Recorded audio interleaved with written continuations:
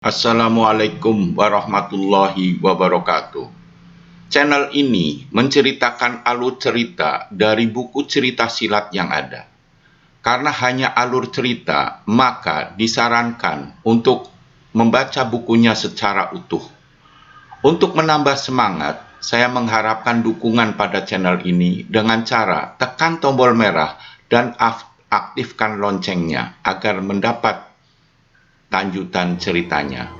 Kali ini saya menceritakan alur cerita Bukek Xiansu atau Manusia Dewa karangan Asmaraman Kopingho.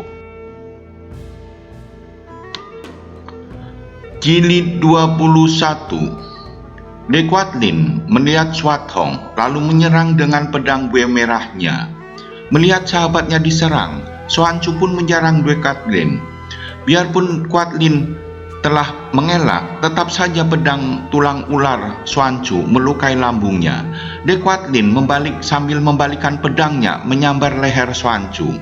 Diserang pedang dari jarak dekat dan tak terduga-duga, Xuanzu tak dapat mengelak dengan baik dan pedang Quatlin menancap di bawah pundak sampai dalam. "Xuanzu!" Swathong menjerit, meloncat tinggi menukik dan pedangnya membabat leher Dequatlin. Dequatlin memegangi lehernya sambil mendelik ke arah Swathong, lalu jatuh berkelojotan dan mati. Dengan cepat, Swathong memeluk tubuh Xuanzu yang tersenyum. Swathong membondong Xuanzu yang dibawanya keluar. Betapa kagetnya ketika Swathong tiba di ruangan luar. Pertempuran yang masih berlangsung hebat itu ternyata membuat pihak ibunya terdesak. Xuanzu berteriak, "Ayah!" Ao Xiankok menghentikan amukannya, lari dan menjatuhkan diri berlutut. Kau Xianzu!"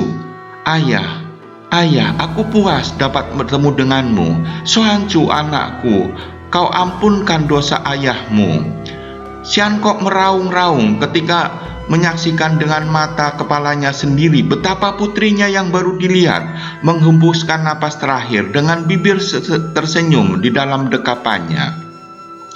Dengan air mata bercucuran, Xiankok mengamuk seperti seekor naga menyebar maut di antara pengeroyoknya. Dari ujung pedang sampai ke lengan tangan, Ao Xiankok berlumuran darah. Sementara itu Liu Bei sudah banyak kehilangan darah, juga makin lemah gerakannya. Kalau tidak ada Swathong, tentu dia sudah roboh oleh tangan Aoyang Xinchu. Sambil bertempur, Liu Bei memberi pesan kepada Swathong agar secepatnya pergi, agar Swathong ingat pesan ayahnya untuk mengembalikan pusaka Pulau Es. Liu Bei minta agar Swathong mengajak Welun pergi dari pertempuran. Kemudian Liu Bei mendekati Ao Xiankok untuk mengamuk bersama, untuk mati berdua. Sambil bercucuran air mata, Swathong mengamuk, memutar pedangnya dan mendekati Welun yang juga masih mengamuk. "Toako, hayo kita pergi." Swathong dan Welun membuka jalan darah untuk bisa kabur dari pertempuran dan kemudian lari. "Jangan kejar mereka, kepung saja yang berada di dalam," terdengar Aoyang Xinchu berseru.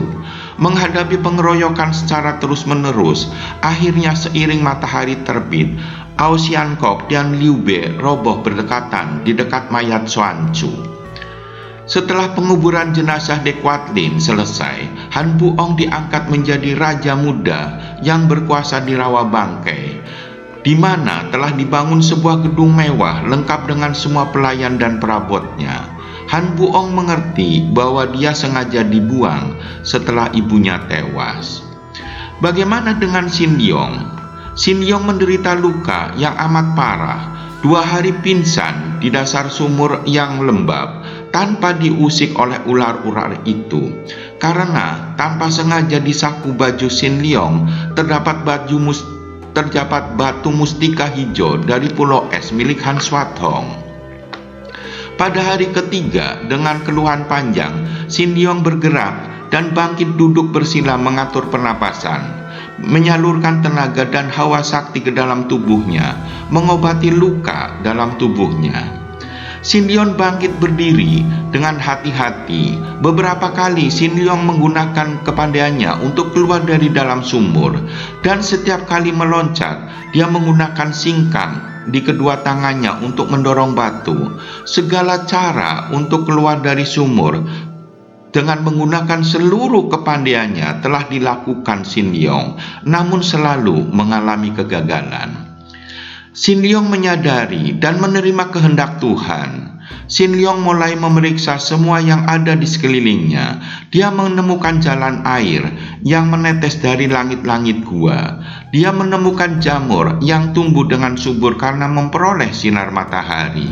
Dia memilih dan memakan jamur-jamur yang tidak mengandung racun. Sin Leong giat berlatih ilmu di dalam kesunyian dan kegelapan.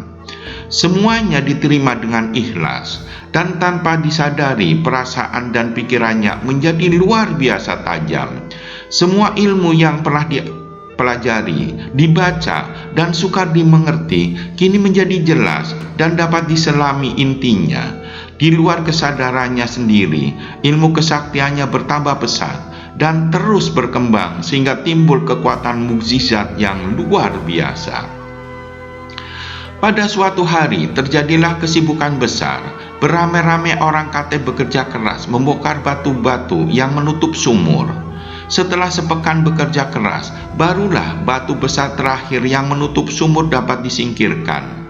Han Buong dan para anak buahnya menghampiri sumur dan melongok ke dalam sumur. Pada saat itu terasa ada hembusan angin dan berkelebatlah bayangan orang yang melayang dari bawah. Han Buong dan semua orang terkejut. Ketika mereka menoleh, mereka melihat seorang laki-laki muda berdiri sambil tersenyum memandang Han Buong. Han Buong merasa yakin betapapun lihainya Sin Leong, pemuda itu tidak akan mengganggunya, maka dibiarkan Sin Leong pergi begitu saja. Kemudian Han Buong melanjutkan rencananya melakukan perundingan dengan Pangeran Si Subeng. Pangeran ini dahulunya pemberontak yang bergabung dengan Jenderal Andusan dan dianugerahi pangkat pangeran oleh Jenderal Andusan. Si Subeng bermaksud untuk merebut tahta kerajaan dari Jenderal Andusan. Jika terjadi kegagalan, maka terowongan bawah tanah milik Han Buong akan dijadikan tempat persembunyian. Setelah selesai mempersiapkan segala-galanya, Pangeran Si Subeng dan Han Buong lalu pergi ke kota raja untuk melaksanakan siasat mereka yang mereka rencanakan. Kemanakah perginya Swathong dan Quelun?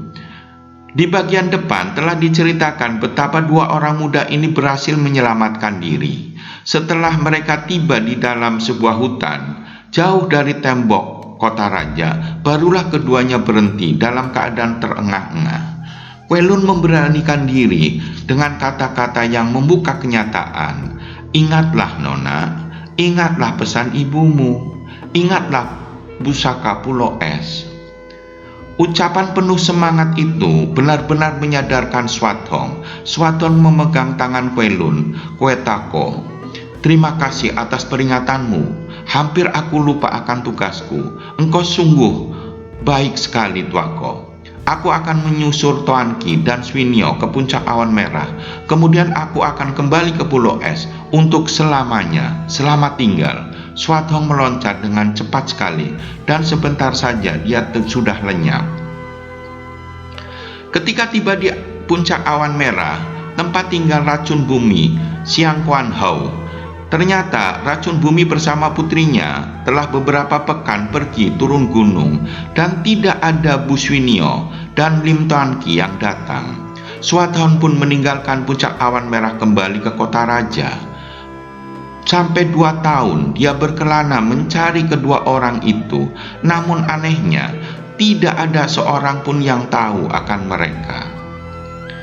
Pada suatu malam, Anlusan bersama Si Subeng dan Han Buong beserta para perwira tinggi berpesta pora. Dalam keadaan mabuk dan sedang gembira, Anlusan lupa diri dan memasuki kamar mantu perempuannya.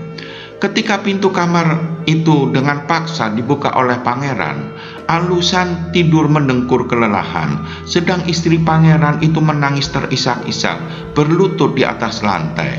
Pangeran itu menjadi gelap mata. Pedang dicabut, dan sekali meloncat, dia menikam dada ayahnya sendiri. Anglusan yang bertubuh kuat, berkelojotan, dan tidak bernyawa lagi. "Tangkap pembunuh!" Teriakan itu keluar dari mulut si Subeng yang bersama dengan Han Buong sudah lari ke dalam kamar. Si Subeng menggerakkan pedangnya dan terdengar teriakan mengerikan ketika pangeran itu roboh pula di dekat mayat ayahnya dalam keadaan tak bernyawa pula karena lehernya hampir putus terbabat pedang pangeran si Subeng.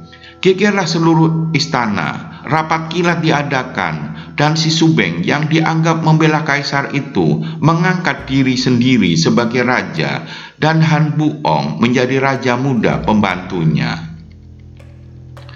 Sisa pasukan pemerintah yang telah kalah perang di bawah pimpinan Panglima Besar Kok Cuit menyusul pula ke Sichuan. Kaisar telah mengangkat putra mahkota menjadi kaisar yang berjuluk Kaisar Sutiong. Kaisar Sutiong lalu menghimpun kekuatan dari rakyatnya di daerah Sichuan dan meminta bantuan kepada negara-negara tetangga yang bersahabat. Maka terkumpullah pasukan-pasukan campuran yang terdiri dari bermacam-macam suku, bahkan terdapat pula bangsa Turki, Tibet, dan datang pula pasukan Arab yang dikirim sebagai tanda bersahabat dari Kalipu. Panglima Besar Kok Cuit menyebarkan para pembantunya untuk pendaftaran dan penerimaan para sukarelawan yang hendak masuk menjadi tentara. Seorang di antara bawahannya yang bertugas mengumpulkan bala bantuan, bahkan menghubungi orang-orang asing dari barat, adalah Pangeran Baoqiat. Panglima ini yang telah berjasa menghubungi orang-orang Arab sehingga akhirnya Kalipu yang berkuasa di Arab mengirim pasukan bala bantuannya. Pada suatu hari, Suatong tiba di daerah yang dikuasai oleh Panglima Baoqiat.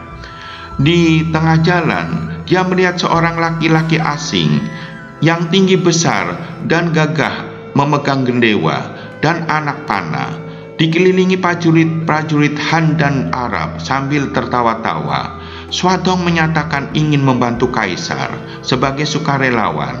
Suatong diuji perwira Arab bernama Ahmad. Dengan gendewanya, ternyata Suatong dapat mengalahkan Ahmad. Bersambung ke jilid 22.